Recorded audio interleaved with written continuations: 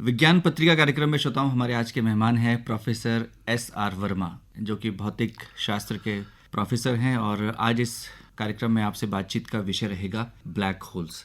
Professor Verma, कार्यक्रम में बहुत बहुत स्वागत है आपका।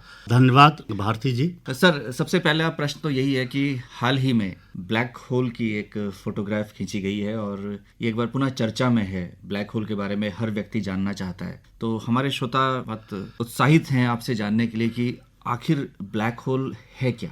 ब्लैक होल समझने से पहले ये ब्रह्मांड की संरचना थोड़े से में समझ लें तो बहुत अच्छा है जी। कि ब्रह्मांड में आप देखें तो स्टार्स हैं। स्टार्स हम उसे कहते हैं जो स्वयं प्रकाशित है, जिससे किसी दूसरे की प्रकाशित होने की ज़रूरत नहीं है। और हमारी अपनी गैलेक्सी, जिसको कि हम मिल्की वे कहते हैं या आकाशगंगा कहते हैं, उसमें 100 अरब से भी ज़्यादा तारे हैं, जैसा कि एक सूरज है। और ऐसी बहुत सारी गैलेक्सीज हैं। 10⁻11 स्टार्स हैं एक गैलेक्सी में, और 10⁻11 गैलेक्सी हैं नॉन यूनिवर्स में। ये नॉन यूनिवर्स की बात हो रही है, बाकी यूनिवर्स का तो बहुत बड़ा विस्तार है। तो ये तारों का जीवन होता है, तारे पैदा होते हैं, तारे बढ़ते हैं, जीवन जीते हैं और मरते हैं। तो कुछ तारों के मरने के बाद ब्लैक होल्स बनते हैं। तो ब्लैक होल जो है तारों की मौत के बाद की स्थिति है। अब कौन से ब्लैक होल बनेंगे, उसके लिए हमारे हिंदुस्तान में पैदा हुए चंद्रशेखर वैज्ञानिक थे, अमेरिका की सिटीजनशिप ले ली थी, उन्हें नोबेल प्राइज़ भी मिला था स्टार्स के इवैल्यूएशन की जानकारी के लिए। तो उन्होंने एक मैथमेटिकल सीमा बांधी थी, जिसको हम चंद्रशेखर लिमिट कहते हैं। अगर ऐसे तारे जिनका के द्रव्यमान, जिनका के मास सूरज के द्रव्यमान से 1.4 टाइम्स से कम है, अगर उन तारों की मौत होती है तो वो तारे वाइट ड्वार्फ में बदल जाएंगे। और अगर तारे के द्रव्यमान 1.4 से लेके 3 गुना सूर्य के द्रव्यमान के भीतर है, अंदर है, 3 टाइम्स से कम है सूर्य के मास से, द्रव्यमान से, तो अगर वो तारे की मौत होती है तो वो न्यूट्रॉन स्टार बनेगा। अच्छा। और अगर तारे का द्रव्यमान सूर्य के मास से, सूर्य के द्रव्यमान से 3 गुने से ज्यादा है, अगर ऐसे तारे की मौत होगी, जो बचेगा वो ब्लैक होल होगा। अब तारे की मौत से क्या मतलब है, थोड़ा सा हम ये समझ लें जी। ये बड़ा शाश्वत नियम है प्रकृति का, जो पैदा है वो मरेगा भी और जिएगा भी, जीवन काल भी होता है।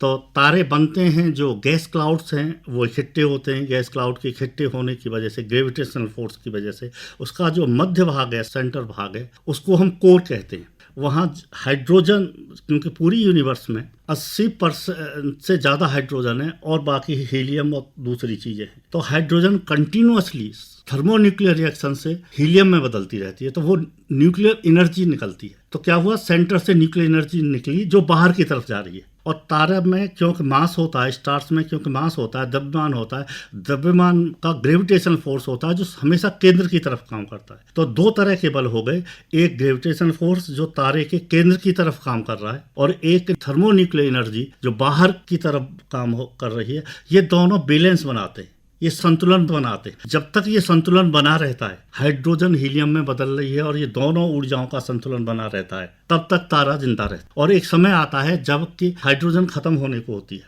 अगर उसका बहुत ज़्यादा टेम्परेचर है तो फिर और हैवी स्टार्स हैं, तो फिर वहाँ कार्बन भी बनता है और एलिमेंट्स भी बनते हैं। और मैक्सिमम जो एलिमेंट भारी से भारी तारे, हैवी से हैवी में जो प्रकृति हमें दे सकती है, उससे आयरन बनता है। और अगर आयरन से ऊपर के जितने भर भी एलिमेंट्स हैं वो तारे के अंदर नहीं बने, वो तब बने हैं जब कि 2 न्यूट्रॉन स्टार कोलाइड करे, आपस में टकराए। हाँ। और जैसे सोना है, तो ये सोना ऐसे नहीं बना, या पृथ्वी पर बहुत सारी चीजें हैं वो ऐसे नहीं बनी। और इवन हमारे शरीर में जितने तत्व हैं, ये सब हमारे शरीर का ज्यादातर हिस्सा डेड स्टार के रिमेनेंट है। अच्छा। We are made up of the remnant of the dead stars. चाहे हमारे पास आयरन हो, चाहे सोडियम हो, चाहे और चीजें हमारी शरीर में हो, ये सिर्फ पृथ्वी तत्व नहीं है। पृथ्वी तत्व में जो बिखरे हैवी एलिमेंट्स हैं वो सब मृत तारों के जीवांश हैं, मृत तारों का बचा हुआ हिस्सा है। उसी से ये बने, उसी से ये आए हैं। तो बात ये हुई कि ब्लैक होल जब बना, जब कि ऐसा तारा मृत्यु हुई, डेथ हुई, जबकि उसका मास 3 टाइम्स ऑफ सन। तो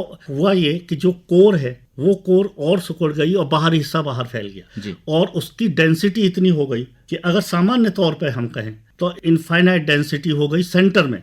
ब्लैक होल के सेंटर में हम सिंगुलरिटी मानते हैं।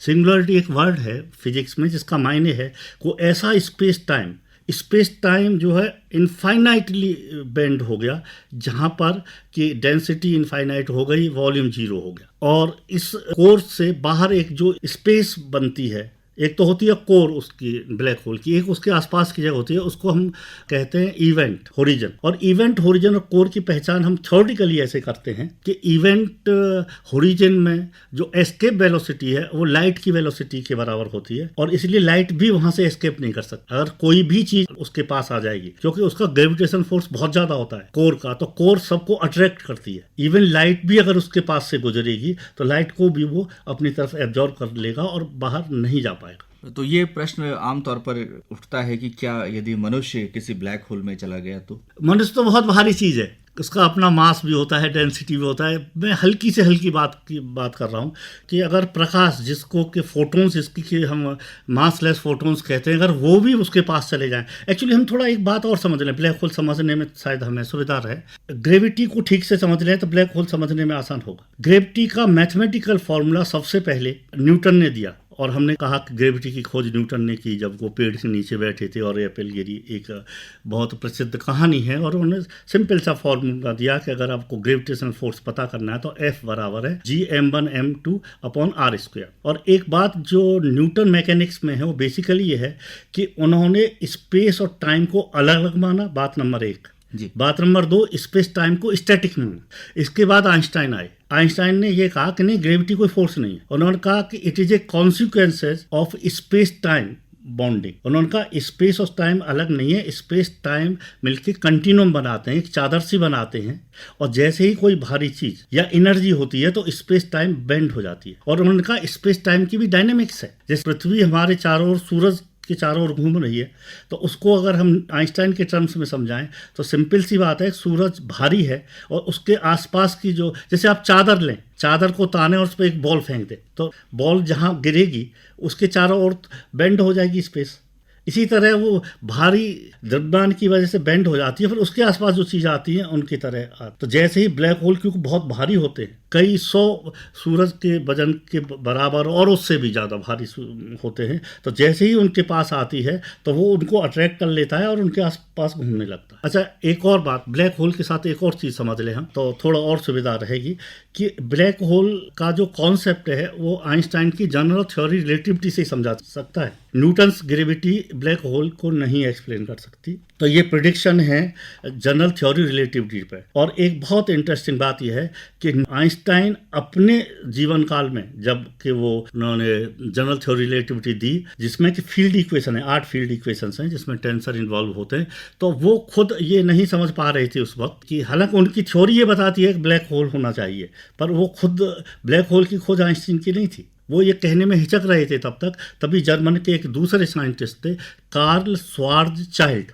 तो क्योंकि इनकी रिलेटिविटी आई 1915 में, तो उसके 1 साल के अंतर्गत ही उन्होंने वो फील्ड इक्वेशन को सॉल्व किया और उन्होंने ये प्रेडिक्ट किया कि एक ऐसी जगह होनी चाहिए जबकि हैवी स्टार्स की डेथ होती है तो वहाँ पर स्पेस और टाइम इनफाइनाइटली बेंड हो जाता है और से कुछ बाहर नहीं जा सकता। तो प्रोफेसर वर्मा, हम जानना चाहेंगे कि यदि यूनिवर्स की बात की जाए तो कितने ब्लैक होल्स होंगे? सामान्य तौर पर यह माना जाता है कि हर गैलेक्सी के सेंटर में ब्लैक होल है, क्योंकि जो हमने स्पीड कैलकुलेट की है थ्योरेटिकली और जो होनी चाहिए और जो उसके आसपास की स्पीड होनी चाहिए, उससे यह साबित होता है कि इसके मध्य में कोई बहुत भारी चीज़ है, कोई कुछ है ऐसा, तो जिसको हम ब्लैक होल कह रहे हैं। तो बहुत ब्लैक होल का मतलब है कि millions times of the mass of the sun galaxy में ऐसे हो सकते हैं। एक प्रश्न और भी मस्तिष्क में आता है कि ब्लैक होल एक ऐसी वस्तु है जिसके अंदर कोई भी चीज अट्रैक्ट होके जा सकती है। आपने कहा कि लाइट भी चली जाती है, तो इतने अंतरिक्ष में उपग्रह घूम रहे हैं और कुछ बहुत सारे ऐसे पिंड हैं, तो क्या वो भी इसके अंदर समय समय पर प्रविष्ट होते रहते हैं? जब शुरुआत में जब ब्लैक होल का निर्माण हो रहा होता है, एक कोई हैवी स्टार्स की डेथ होती है, ब्लैक होल निर्माण की स्थिति में होता है, तो इसके आसपास जितने भी तारे या जितना भी पदार्थ होता है उस सबको वो खा जाता है और हजारों बिलियंस लाइट ईयर तक स्पेस में कुछ नहीं होता। अब जिन ब्लैक होल्स की आप बात कर रहे हैं ये मिलियंस लाइट ईयर दूर है, तो वहां तक पहुंचना संभव नहीं है। देखिए, अभी हम चांद पे पहुंचे हैं और मंगल ग्रह पे जाने की तैयारी है, तो आप चांद की समझ लिए दूरी कितनी है लाइट ईयर में, 1.25 सेकंड, और खुद सूरज की दूरी 8 मिनट है। तो ये इस तरह से स्पेस शटल बनाना और वहाँ पहुँचने की बात, ये सारी चीज़ें थ्योरेटिकल है और इनके एक्सपेरिमेंटल एविडेंसेस है। ठीक 100 साल पहले जब 1915 में ये थ्योरी प्रिडिक्ट की आइंस्टीन ने, स्पेशल थ्योरी रिलेटिविटी और ब्लैक होल्स की बात की गई, तो उसका एक्सपेरिमेंटल प्रूफ नहीं था, ये थ्योरेटिकल बात थी। लेकिन जब हमने ग्रेविटेशनल वेव्स को डिटेक्ट किया ठीक 100 साल बाद 2015 में, तो ये इंडिकेशन था एक्सपेरिमेंटल एविडेंस कि ब्लैक होल एग्जिस्ट करते हैं। तो it again prove that Einstein theory was correct. Professor Verma, हम जानना चाहेंगे कि हाल ही में पॉवेही, जो इसे कि हम पहली ब्लैक होल की फोटोग्राफ है, वो खींची गई है और ये बहुत चर्चा में है। इवेंट हॉरिजन टेलीस्कोप द्वारा इसे खींचा गया है। तो ये फोटोग्राफ क्या है, किस तरह का चित्र है? आज से करीब 1 महीने से पहले ब्लैक होल्स का फोटोग्राफ लिया गया है। ये बहुत चर्चित है, हम थोड़ा समझ लें। ये फोटोग्राफ उस सेंस में नहीं है जिसमें कि हम साधारणतः फोटोग्राफ समझते हैं। ये इमेजिनरी फोटोग्राफ है और ये 8 टेलीस्कोप, दुनिया भर के 8 टेलीस्कोप को एक साथ मिला के उन पर जो इंफॉर्मेशंस आ रही हैं हमारे पास ब्लैक होल की, उन इंफॉर्मेशंस को, उन डाटाज को, एल्गोरिथमिक को यूज करके उनकी पिक्चर बनाई गई है। ये फोटो लिया गया है। ये एक्चुअली डाटाज को जो हमें मिल रहे हैं ब्लैक होल से, उन डाटाज को कलेक्ट करके और उन डाटा का कन्वर्जन है पिक्चर में। तो इसको हम फोटोग्राफ कह रहे हैं। ये बेसिकली इमेजिनरी फोटोग्राफ है, एक्चुअल फोटोग्राफ नहीं है और पॉसिबल भी नहीं है। और ये पहली बार हमने ऐसा किया है कि हमारे पास जो डाटास थे, जो इन्फॉर्मेशन हमने कलेक्ट की हैं टेलीस्कोप के मिला के, जो एक बड़ा टेलीस्कोप बनाया है और जिसकी के वेवलेंथ कम होती है, और दुर्भाग्य से भारत का कोई टेलीस्कोप उसमें शामिल नहीं है। उसका कारण ये है कि भारत में जो टेलीस्कोप बने हुए हैं उनकी वेवलेंथ रेडियो वेव्स और उससे ऊपर की है, इन्हें कम वेवलेंथ की चाहिए हमें। तो उस तरह का हमारे यहाँ सुविधाएं नहीं हैं। लेकिन पूरे विश्व से 8 टेलीस्कोप ऐसे लिए गए। एक बहुत छोटा सा इंटरेस्टिंग पॉइंट मैं बता दूं, मैंने जब ये कहा था कि सबसे पहले प्रेडिक्शन कार्ल श्वार्ज़चाइल्ड ने किया था, तब उन्होंने एक फॉर्मूला दिया था कि कोई भी चीज कब ब्लैक होल की तरह काम करेगी। उसका एक छोटी सी बात है, मैथमेटिक्स की खैर मैं यहाँ बताना जरूरी नहीं समझ रहा, पर मैं एक छोटी सी बात बता रहा हूँ कि अगर हमारे पृथ्वी का साइज 8.7 मिलीमीटर में बदल जाए, तो वो इतना छोटा वाला साइज, पूरा द्रव्यमान इसका, पूरी एनर्जी इसकी अगर 8.7 मिलीमीटर लेस देन सेंटीमीटर में कन्वर्ट हो जाए, तो it will act as a micro black hole. तो एक रेडियस उन्होंने दी और उसको लिखा कि अगर रेडियस जो है आर जो है की कैलकुलेशन की है उन्होंने, अगर उसके बराबर उससे छोटा हो जाएगा size, then it will act as a black hole. Professor Verma, आपने हमारे ग्रंथों का भी अध्ययन किया है और आप अध्यात्म भी पढ़े हैं और आपने वेदों का अध्ययन किया है, और हम अक्सर ये दावा करते हैं कि हमारा विज्ञान इतना समृद्ध था। तो क्या हमारे साहित्य में, जो प्राचीन साहित्य में, कहीं इसका उल्लेख है? देखिए, जो हमारी भाषा रही है, हमारे ऋषि मुनियों का जो तरीका रहा है, उसमें विज्ञान को उस तरीके से नहीं है जो आज जिस तरह से हम यूज करते हैं। कहीं रिलेट कर सकते हैं, कोरिलेट नहीं, रिलेट तो होती हैं। हाँ। मैं एक बात बताऊं, अगर आप ठीक से पढ़ें उन पुराने अध्ययन को, तो विज्ञान परिषद हुआ करती थी, जिसमें आजकल ऐसे ना पेटेंट कराने का जो नियम है, ये पेटेंट का कोई नया कॉन्सेप्ट नहीं है, पेटेंट बहुत पुराना कॉन्सेप्ट है। ऋषि मुनियों ने भी बातों को पेटेंट करते थे, जो जनता के हित में नहीं थी बातें, वो नहीं कही जाती थी उस तरीके से। कोडेड लैंग्वेज, आप देखिए वेद की भाषा कोडेड लैंग्वेज में है, ताकि ये ऐसे लोगों के पास न चला जाए जिनको मन की पवित्रता नहीं है, जिनकी शुद्धता नहीं है। आज सबसे बड़ी बात ही हो गई है कि विज्ञान के लिए कोई पात्रता नहीं बची, सिर्फ बुद्धि चाहिए। आप हृदय के पवित्र हैं या नहीं है, भाव अच्छे हैं या नहीं है, विज्ञान के पास है, इसलिए विज्ञान का बड़ा दुरुपयोग हो रहा है। और हमारे यहाँ ऐसी चीजें थी, बातें कही गई थी, लेकिन उनको